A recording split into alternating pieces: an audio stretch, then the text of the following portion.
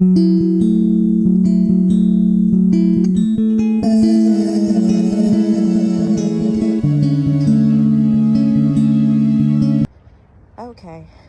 so here is before the deployment. So before the deployment, we obviously were doing, I guess, somewhat good, Jack and me. And child, let me explain something. I don't even know when marriage came up in the picture.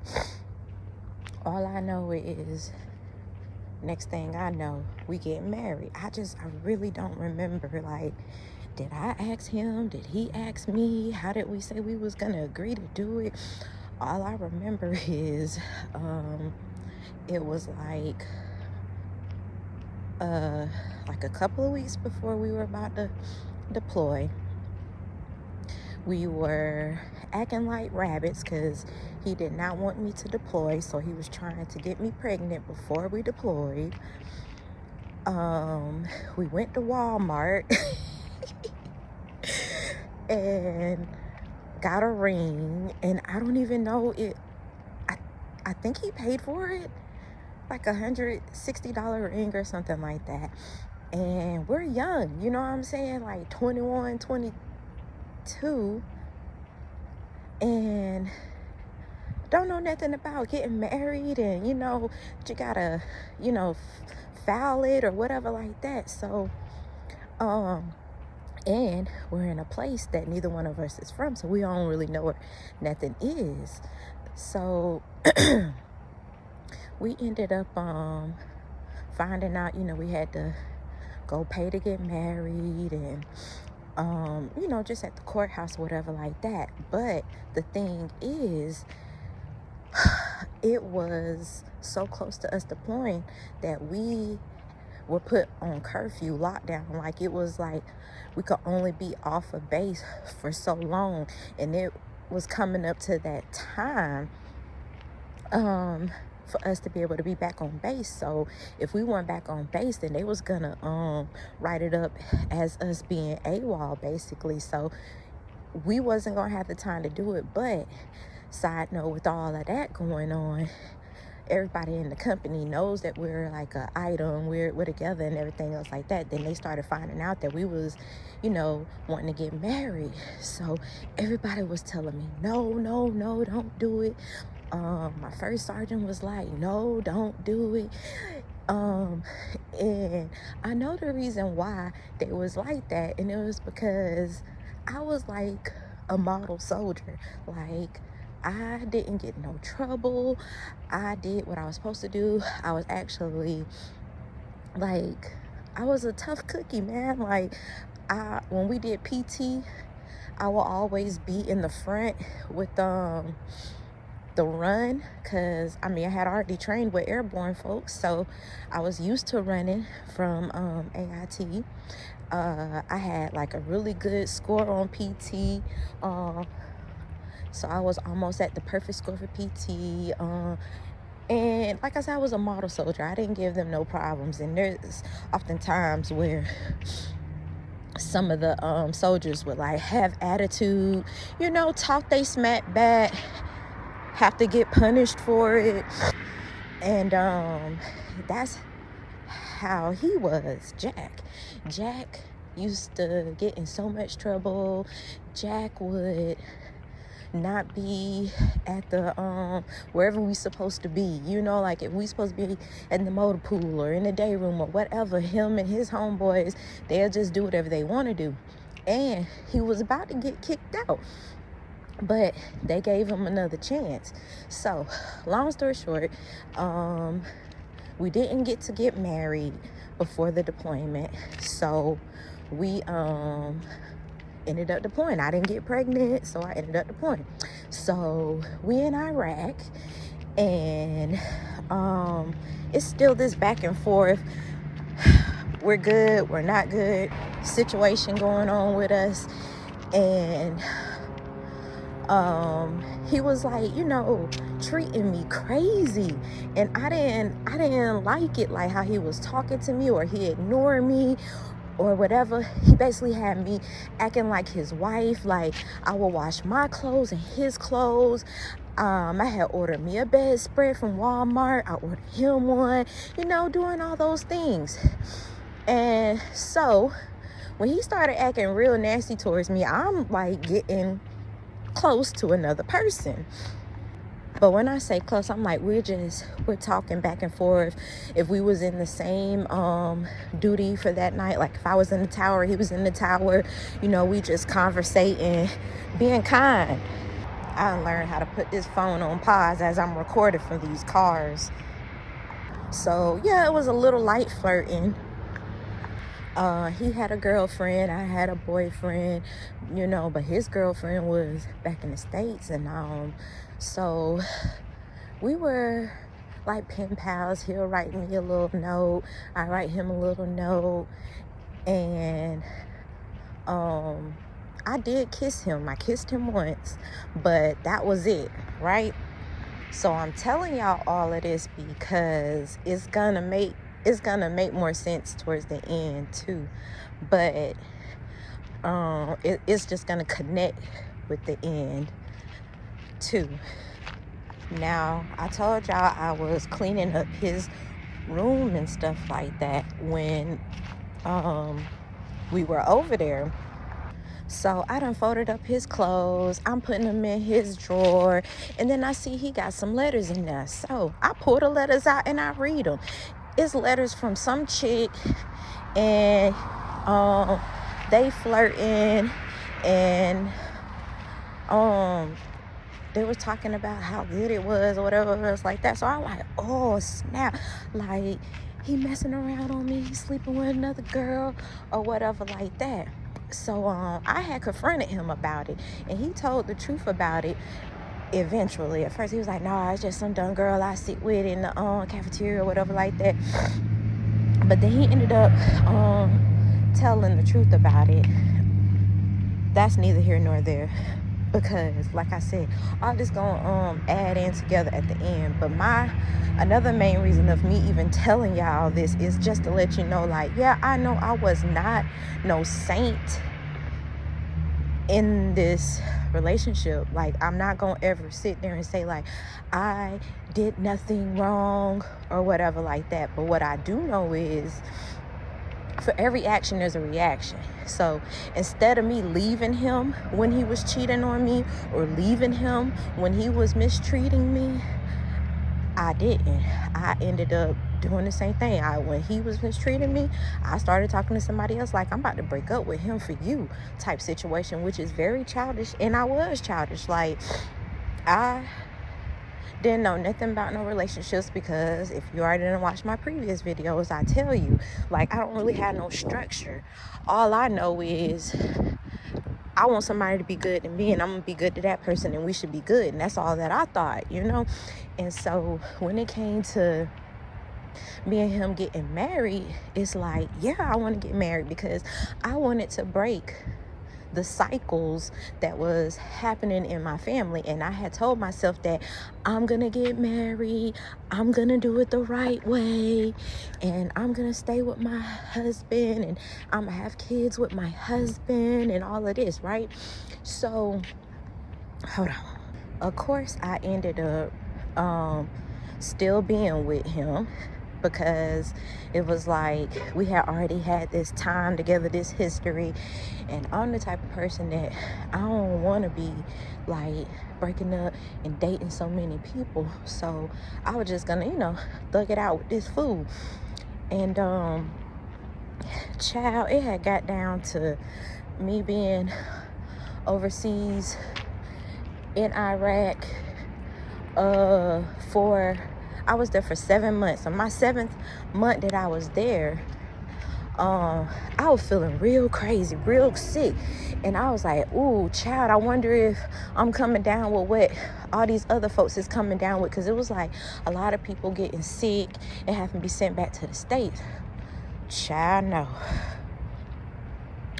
Honey, I went to the doctor and they drew blood and took my pee, and then they called me back up there and they said, private Baker, you are pregnant, so you need. And I mean, he did not stop talking. I was stuck when he said that. I went to look at my watch, like what day it is, what time it is, because I'm wet. So there's like, yeah, so you need to go ahead and go back to your unit, and you need to let your first sergeant and commander know so that we can deal with what's the next steps to happen. So I go and I tell my first sergeant and my commander, I'm pregnant. And then my first sergeant, he was like, whose is it? He said, no, don't tell me. I know. It's Jack's, ain't it? And I was like, yes, sir. And he was like, he said, He said, well, you know, it is what it is. And so we're going to have to change you where you at right now. And you're going to have to be like inside. Like you can't be outside because I'm in Iraq. I'm at war. You know what I'm saying? And the time it took me to get back to the States, and that state is a whole nother story. I will tell that at another time. But just for the sake of this, because it's already long, I ended up getting back to the States. He's in Iraq.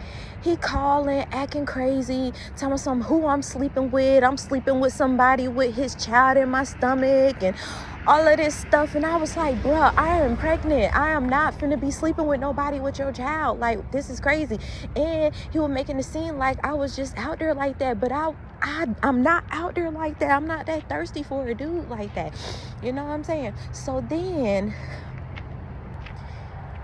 he was starting to raise my blood pressure just a little too much. And I was like, I'm not finna be yelling and screaming and stressing while I'm pregnant. So I stopped answering his calls until he came back on rest and recuperation, R&R. So he back in the States for 2 weeks, and we decide that, yeah, we're gonna go get married. So we got the rings already, and you know, we're going to go to the courthouse. We had got one of the ladies that was in the unit with us to be the witness there. And I was pregnant, my belly was all out. I had on a little white dress. He had on some khaki shorts with a long red shirt and some fresh red and white daggone tennis shoes. And the crazy thing about this is, we was in the car and we was arguing about something, and I don't know what, and I was just like, I was going crazy with this argument, and I was like, you know what? Then why are we even getting married? Like, we don't even have to go in there. We ain't got to do that. Are we doing this or not? And so he was like, yeah, we going to do this. So we went in there. We said our vows. We said I do. You know what I'm saying? And that was that. So then, after that, we decided that we was going to go visit his folks in Ohio. Now, meanwhile, back at the ranch, I'm going to let you know, my family didn't know that I was married or getting married. And neither did his family. So after we did it, then they found out about it. And so, but his family did know that I was pregnant, and they wanted, you know, meet me and all of that. So bad. Never met his family, never knew nothing about his family, but I found out then. So we go up there, and it's cool or whatever, meet the fam, hang out for a bit or whatever like that, and then we start heading back to North Carolina. So we driving back, and we got like maybe 2 or 3 more hours left in the drive, and I'm tired. So I was like, let's just get a room, you know, get some rest, and then we can go on back. Now, when we got the room, we got inside, and then I don't know what led up to him talking this crazy talk, but we was going back and forth about something, and then, but it wasn't like no deep, like real arguing, fighting or nothing like that. We was kind of being playful with it, but then he had came up to me and was kind of like cornering me, but he didn't corner me.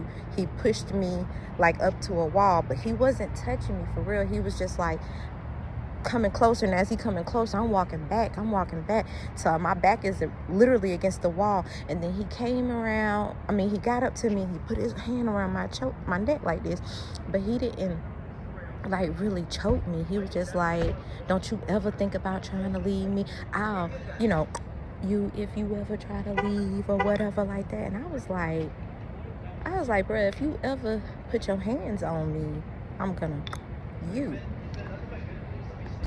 child. Anyway, so then that happened from that. You know what I'm saying? We stayed the rest of that night, got up next day, went back to North Carolina.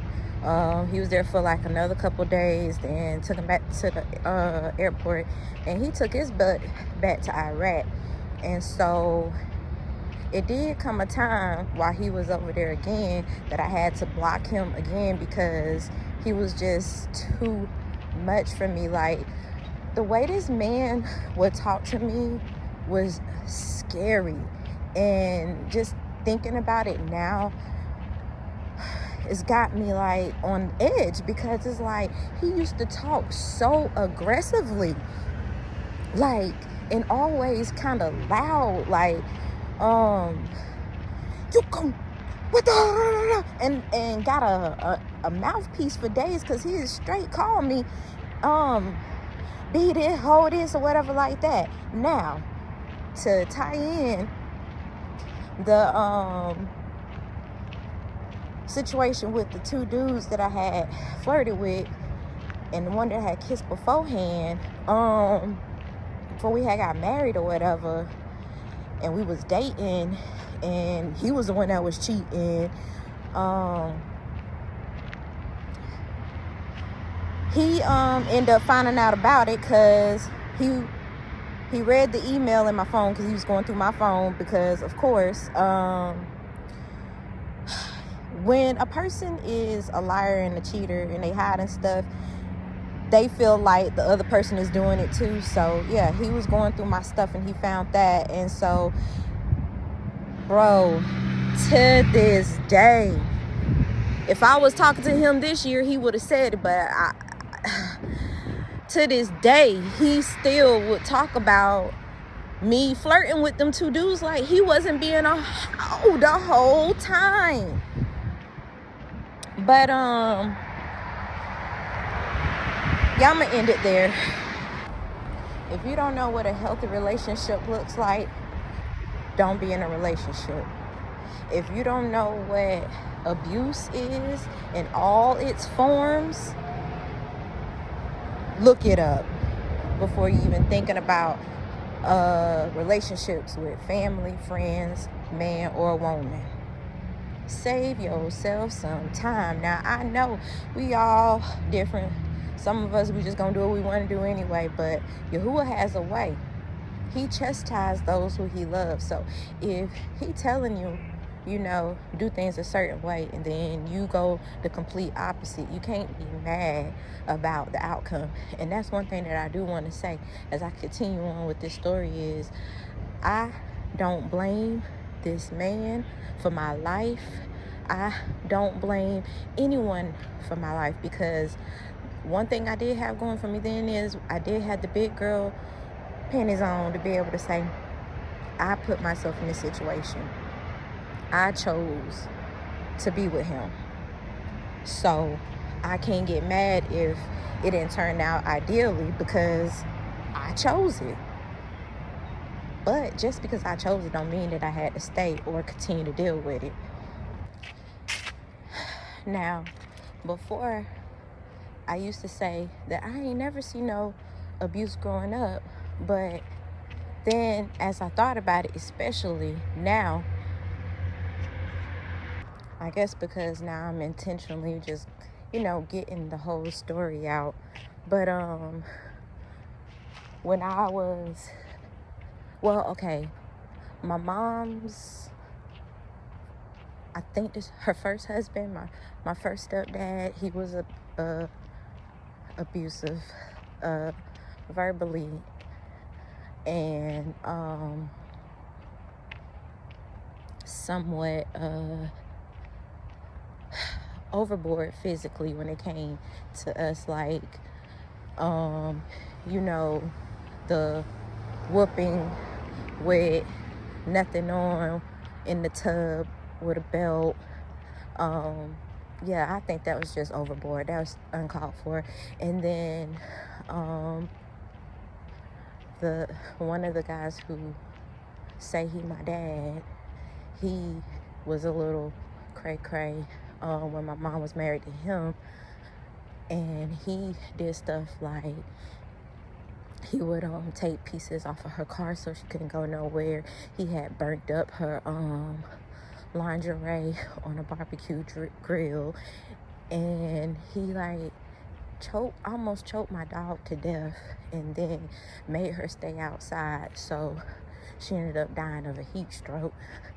And then there was my aunt. She was her first husband, her only husband. She's still married to this man, but they've been away from each other forever. He was abusive, and he was for the streets, and it was a lot of yelling and hitting with that.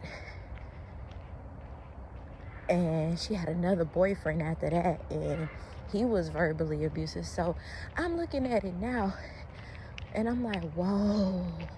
So I low-key was around that stuff, and I kind of guess that it did like shape and condition me, because my aunt was a writer for the man she was with. And even though he was a dog, if he was a dog, he was just a dog when he was. And then, when they were back together, lovey-dovey, it was lovey-dovey. So that probably made me conditioned to certain things. But the level that I went through, I didn't really see. And my mother, like I said, we ain't close, so we never really talked. So I would ask her. I wanted to know about her history, her past, her ups and downs. But I believe she just either too embarrassed, or it just hurts her too much to think about it. So she has the same defense mechanism as me, and basically like it never happened. But I just thought I would add that in there too, because y'all gotta know that telling the story is not just for telling the story. Like, a lot of these people that's telling their story, they letting you know this is my story ahead of time, so that way before you even get into a relationship or you're around family, just know that you have rights, you have an option to deal with certain things, and to like prevent you from getting in a situation like that, or to alert you that, hey, if you're in a situation like this, if something that I said sound familiar, or you starting to see the pattern, then you should get out of it, because they don't teach this stuff nowhere. Where you supposed to learn it is at home. So, but if you getting it the same thing at home, that's just a whole nother story.